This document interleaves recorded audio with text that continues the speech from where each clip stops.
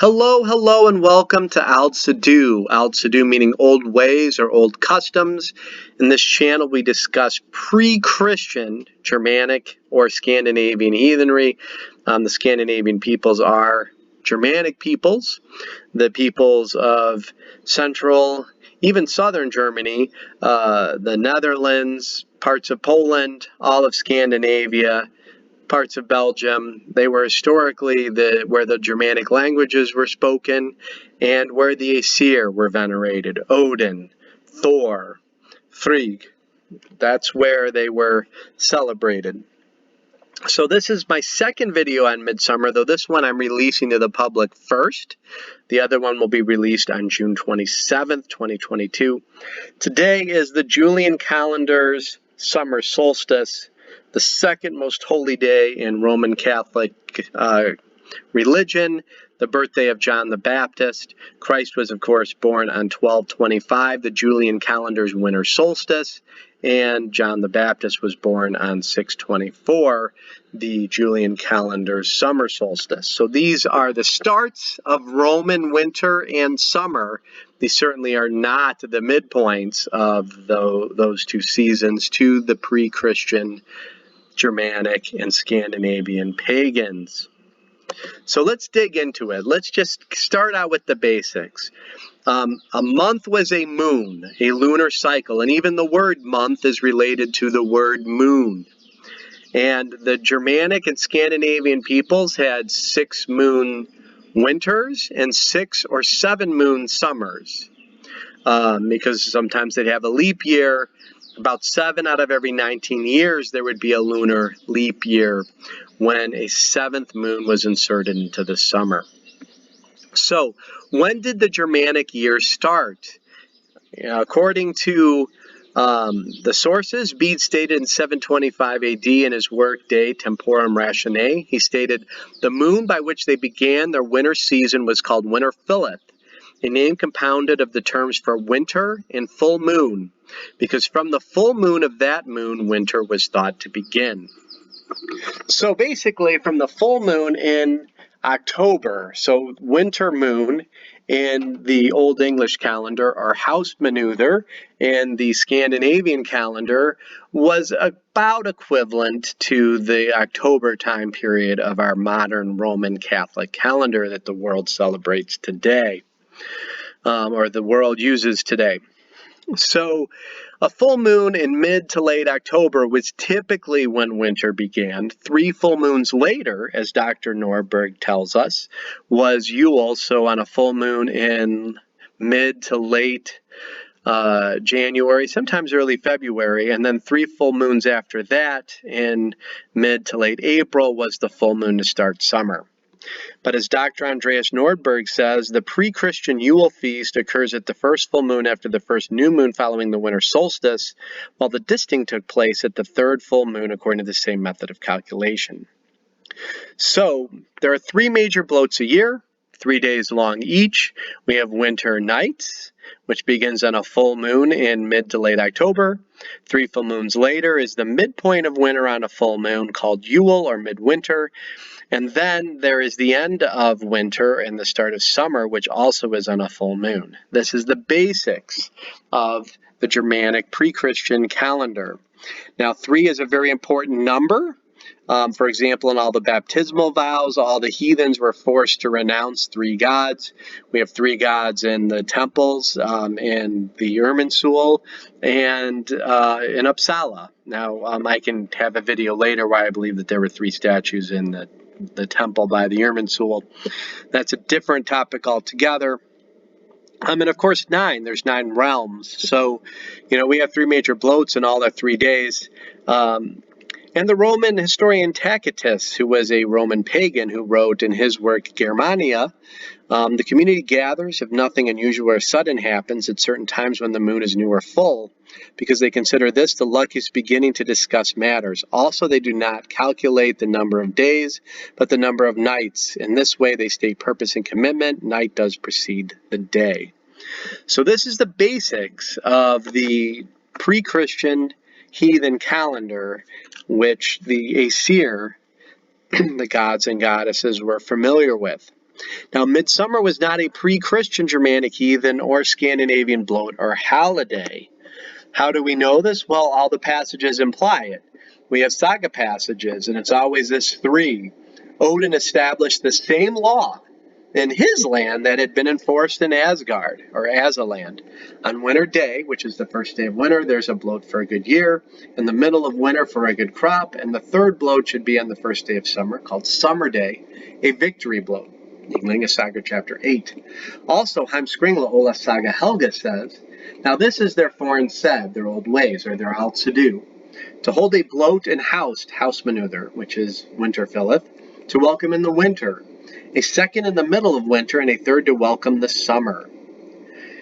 And, of course, the Saga of St. Olav, as long as heathenry lasted, he wanted to hold 3 bloats a year, one on winter nights, the second at midwinter, and the third at the start of summer.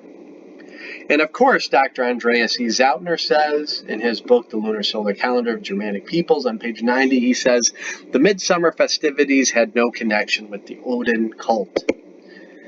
So, in a nutshell, our naked eyes can see a full moon. We can look at the moon, we can know when it's full. And I'm even going to go back a slide. We can tell when a moon is full. The naked eye cannot tell exactly the time of the solstice. But in Germanic, heathen, pre-Christian society, everyone knew when the new moons were and the full moons were. That's simple. They had an idea approximately, and they were pretty close when the solstices were. I mean, they knew that the days were starting to get longer or shorter, etc. But this is why the moon was important. And also, I must state, modern Asatru, they look at the sun and only the sun. They don't look at nature and the moon and the other objects in the sky. Modern Asatru really follows the Christian calendar more than anything, the 8-spoke wheel of the year calendar, which is a church calendar. And it was also the calendar used by Wicca. So about 1 out of every 1,000 or so heathens today are reconstructionists. They're trying to reconstruct the old ways, and that's what this channel is about. We are certainly a tiny minority in it. And of course, then there's those who are trying, who aren't religious, but trying to figure that out, and they're a minority too. But, for those of us trying to reconstruct it, very small minority. And, we're not going to win the popularity contest, and I don't think it's our goal. But we understand that they looked at nature, the moon, and the sun. For example, we know that, the Roman start of winter was the solstice, the Roman start of summer was the solstice, but yet nature said otherwise. Nature agrees with the Germanic pre-Christian heathens and the Scandinavian pre-Christian heathens that there are 2 seasons of the year. The birds migrate twice. The trees have leaves or they don't have leaves. The grass is green or the grass isn't green. So they were right to divide the year into 2 seasons as nature did. And they also understood that the coldest parts of winter was mid-January through mid-February. The hottest days of summer here in Chicago they're called the dog days of August. We in June in Chicago have weather sometimes in the 50s, and plus the lake effect, the weather here goes up and down like a yo-yo. The Germanic and Scandinavian heathens understood that nature and the signs in the sky were important. And, trees lose their leaves after the equinox. They start to bud after the equinox as well. It's reality. So that these Germanic and Scandinavian pre-Christian peoples paid attention to not just the sun, but the moon and nature as well. Sandra Billington, in her research paper proving midsummer was not the solstice and also not a blowed or a sacrifice, she stated the following. She stated, firstly, there are other aspects to consider, one being that of the Icelandic calendar, which was put into 2 6-moon or 6-month seasons. And she also points out 2 other scholars, Monson and Smith, show summer began after the spring equinox. And she then notes, because she's really talking the misery calendar here, which was Christian Iceland's first attempt at starting to move away from their heathenry. So this post-heathen calendar, they had their season starting in April. And then it lasted until October. And it clearly was based on their heathen days. And she also states the halfway point of the Nordic summer quite clearly was not June but July, since the midpoint was after the sun's turning. No solstice meanings were, nor could be, built into the calendar system. It is remotely possible, as Gudbrand wrote, a day called Midsummer was instituted a month after the solstice, like towards the end of July. But yet, had this been a festive pre-Christian day, one would have expected its inclusion by writers such as Snorri, and also the Poetic Edda, the Codex Regius, and even the other saga writers, because there are other sagas that Snorri didn't write, and a lot of people don't realize this. Snorri's silence on the activity at the summer solstice and similar silence from the earlier Procopius leads us to the strong probability that there was no ancient pagan festivals at all in Scandinavia at high summer. Absolutely agree with that, and that's pretty much what the other scholars on the matter all agree with. Now, Sandra in her great book continues. She says, for the Vikings, the well-lit months for safer seas were essential for their survival. They provided the opportunity to sail south and augment Norway's limited resources by overseas trade and pillage. The name Summer Livy, or Summer Sailor, was given to such adventures, a name that was passed on, Summer Leighton and Somerton, to villages in Anglo-Saxon Suffolk.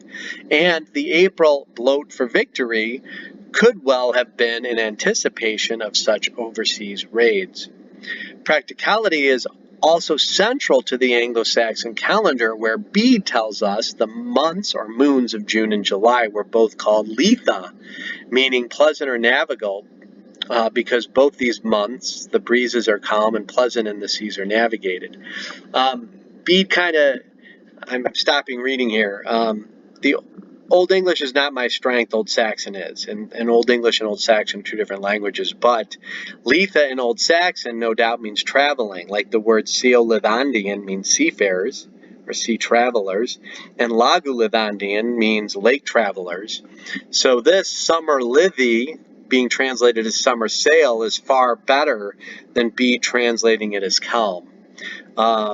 Because that's what Summer Livy means. It means summer traveler. And a summer traveler by sea, of course, is a sailor. So, long story short, we don't have any evidence in pre-Christian Germanic or pre-Christian Scandinavian heathenry of a midsummer bloat.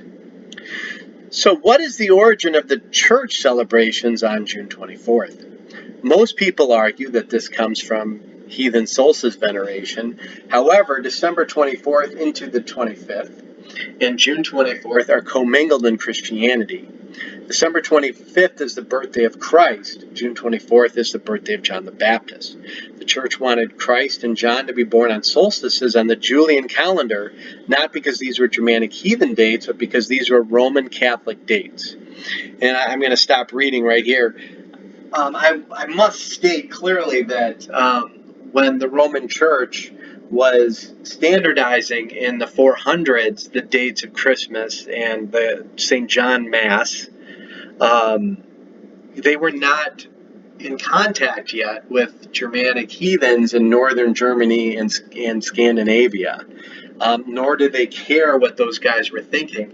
And I also must state very strongly, people argue that the church was unified in picking December 25th as the date for Christ's birth. People who believe that are not, I guess the word that's coming to mind is ignorant of true facts. The Eastern Orthodox Church actually had more people in it in the 4th through 6th centuries than the Roman Catholic Church did. And their Christ Mass is actually January 6th. So the Eastern Orthodox Christmas is January 6th. So what I'm trying to say is that most Christians who argued for the birthday of Christ did not believe it was on the solstice, but after the solstice.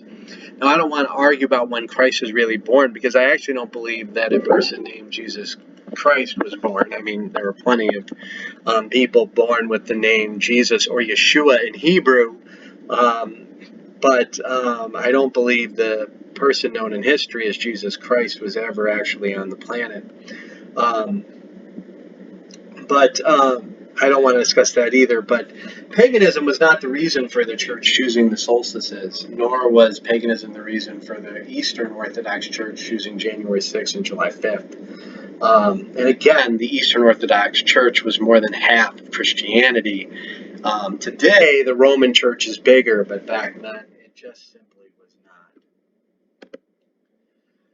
So I get told this a lot. I don't like the title of this slide, but I get told, Robert, read between the lines. If the church does it, then it must be paganism. And it's paganism surviving till today. The church wanted to kill pagans and kill paganism. They didn't want to bring pagans inside the church. Sure, they baptized them first, because in their eyes, once baptized, they were washed by the blood of the Lamb, so to speak, and now they're just magically Christians, right? But the church didn't want to see heathen traditions in the church either. That's why they enacted laws that outlawed heathen holidays, like the heathen holidays of the Saxons. Their Yule was outlawed by the Lex Saxonum, the laws that were forced upon them by the Christian Franks. So the church was not interested in compromising with paganism. They won. The wars, the heathens were defeated and the church win. And if you win the war, you dictate. That's just the way it is. And people also say, Robert, you can't see the gray. Don't just take the historical sources. You got to read between them. So in other words, I'm supposed to go by my feelings or my intuition, because, we have Easter eggs today, and there's such a strong love for Easter eggs. Therefore, Odin invented the Easter eggs, and Scandinavians knew Easter. Even though the people in Scandinavia had never called Easter Easter, they always called the Christian Passover Páscha, and they still do today. I think that, the archaeological evidence, the calendar rods taken out of the ground that show a solstice and a Yule after the solstice on them, show that the solstice and Yule were two different dates.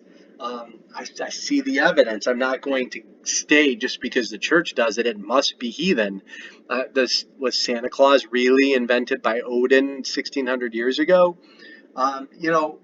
If you're a history buff as I am, and you watch and read books or shows on the historicity of TV shows and movies, the problem with the North and South Civil War TV series is that they had people with Christmas trees in them. And in the 1860s, almost all American Christians were not doing Christmas trees yet. Most of the people felt that they were sacrilege at that time. And Christmas trees started in the 1600s, in the 17th century. We have this as fact. It clearly did not go back to the time of pre-Christian paganism or heathenry. And the other thing that bugs me is if I run into a Celtic pagan, they say, nope, Ostara is a Celtic holiday. And if I run into a Basque pagan, they're going to say the church stole it from Easter from us. And I run into a Slavic pagan, they say the church stole Easter from us. I run into a Greek pagan, they say the church stole Easter from us. Every branch of paganism claims Easter was stolen from them. But yet, Celtic, Basque, Slavic, Greek, Germanic, etc., yes, 10,000 years ago there was a Proto-Indo-European people, but the peoples all developed distinct languages, distinct religion, distinct cultures. Celtic gods are not the same as Basque gods, who are not the same as Slavic gods, who are not the same as Greek gods, who are not the same as Scandinavian or Germanic gods.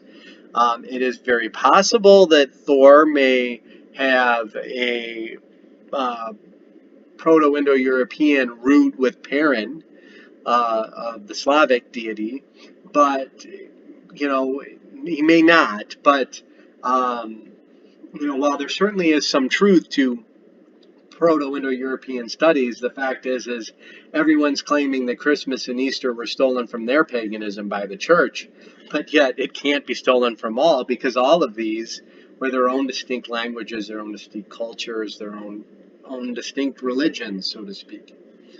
And with this logic, the Easter Bunny was known 3,000 years ago and 2,000 years ago. Same with Christmas trees. And Easter eggs and Christmas trees are absolutely relatively new, and they are younger than heathenry and heathen traditions.